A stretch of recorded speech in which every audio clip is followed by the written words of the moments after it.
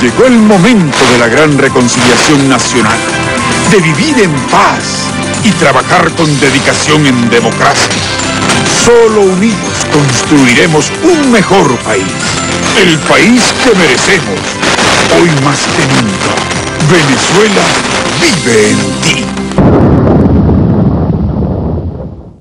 Es muy importante que todos los venezolanos entendamos que el golpe fascista, patronal, militar, fue saludado el sábado siguiente del día del golpe por la famosa sociedad civil, que de inmediato se transformó en sociedad golpista. La sociedad civil se transformó en sociedad golpista, ya no siendo engañada como el día jueves, sino con plena conciencia el día sábado, cuando anunciaron en los periódicos que reconocían la legitimidad democrática del gobierno del dictador Carmona, y se ofrecían ellos como sus mejores capacidades para integrar el nuevo gobierno, es decir, estaban pidiendo cargos.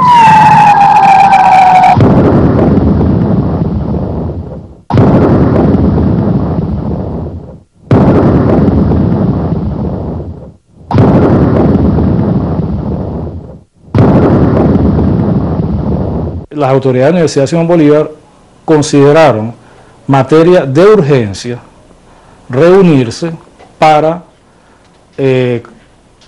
presentarle sus respetos al nuevo gobierno.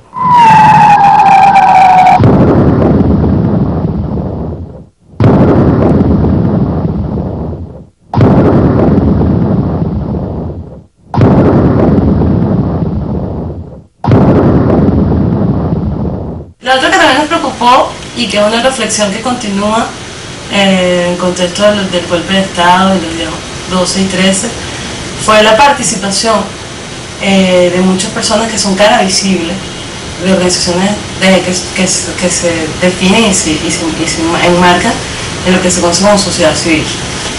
Y nos impresionó sobre todo porque fue un grupo de gente que avaló el decreto de Pedro Carmona Estaño, que llamó presidente y se autoproclamó y que además pretendió construir institucionalidad sobre la base del secuestro de un presidente.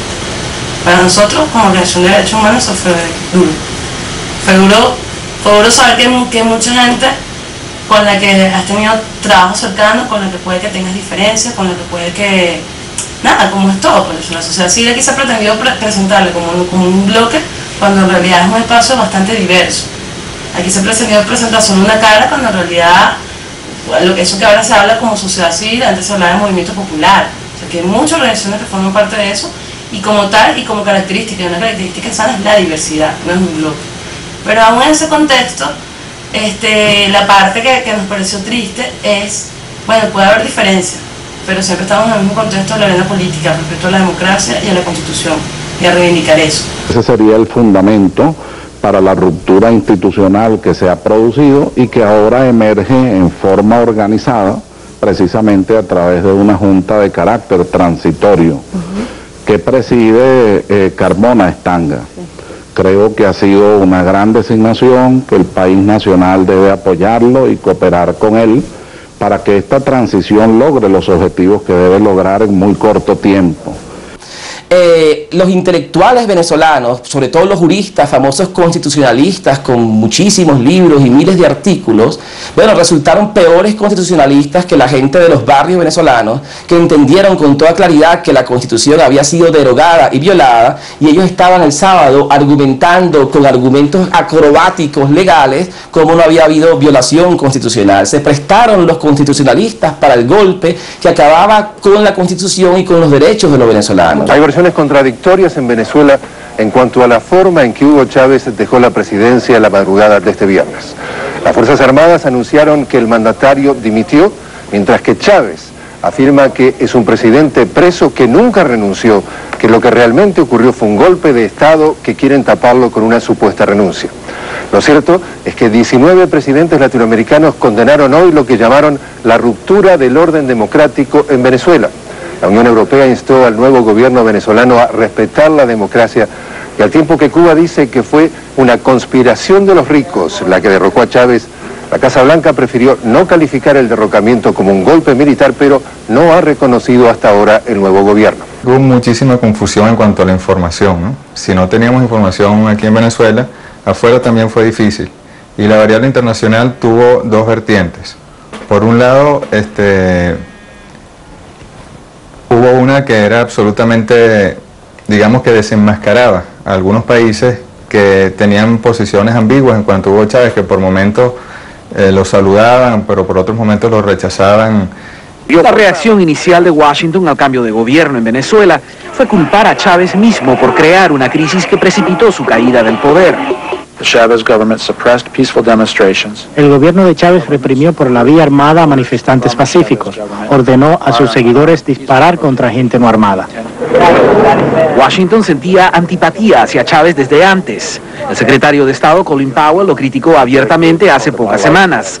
Y cuando Chávez ordenó disparar contra sus opositores el jueves, cometió un craso error. Y eso le da a Estados Unidos también una base, un sustento legal en el cual poder decir que este señor se deslegitimizó a sí mismo y por tanto lo que ocurrió no fue un golpe de Estado.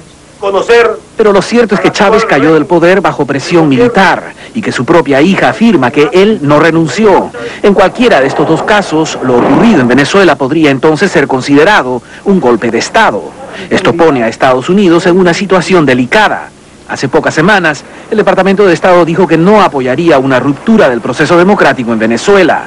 Por eso, el viernes la Casa Blanca dijo también que está realizando consultas con los países miembros de la OEA. El Grupo de Río ha solicitado al secretario general de la OEA la convocatoria de una sesión extraordinaria del Consejo Permanente conforme al artículo 20 de la Carta Democrática Interamericana para realizar una apreciación colectiva de la situación y adoptar las decisiones que estime convenientes.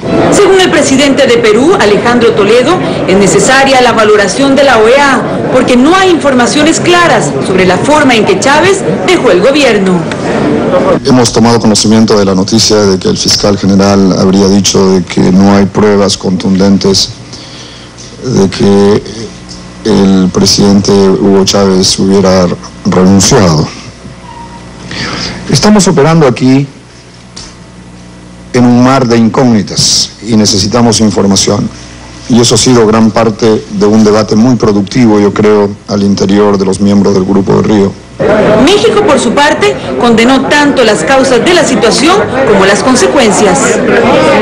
México, sin abdicar de ninguna de sus obligaciones de carácter humanitario ni de solidaridad con el pueblo de Venezuela, en aplicación estricta de la doctrina Estrada, en su acepción precisa y única, se abstendrá de reconocer o no al nuevo gobierno de Venezuela y se limitará a continuar las relaciones diplomáticas con dicho gobierno. Yo creo que se quitaron muchas máscaras, se cayeron muchas máscaras a nivel internacional y hubo una coyuntura favorable, que era la realización de la cumbre del Grupo de Río en San José de Costa Rica, porque allí los países de América Latina, los 19 países, reaccionaron, y ahí también de nuevo caemos en que algunos lo hacen por solidaridad, porque creen en la democracia, porque no quieren que se rompa el hilo constitucional, pero muchos otros lo hacen porque quieren evitar que en sus países se produzcan este tipo de golpes de Estado disfrazados con supuesta sociedad civil.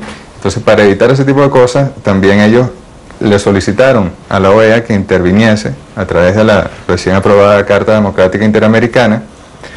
Y bueno, la OEA titubeó al principio, pero termina interviniendo y lo hace como habría que esperarse de un organismo internacional, en el sentido de que reconoce cuáles son las legítimas autoridades, cuál es el presidente, cuál es el gobierno, pero sí hubo un titubeo al principio, incluso el secretario general de la OEA, pero al final los hechos y el apoyo popular en la reinstauración del gobierno legítimo en Venezuela, pues tuvieron que callarle la boca a quienes pretendieron desconocer o reconocer al gobierno, supuesto gobierno en Venezuela, y tuvieron que aceptar que el hilo constitucional se había intentado romper en algún momento y que había que restituirlo.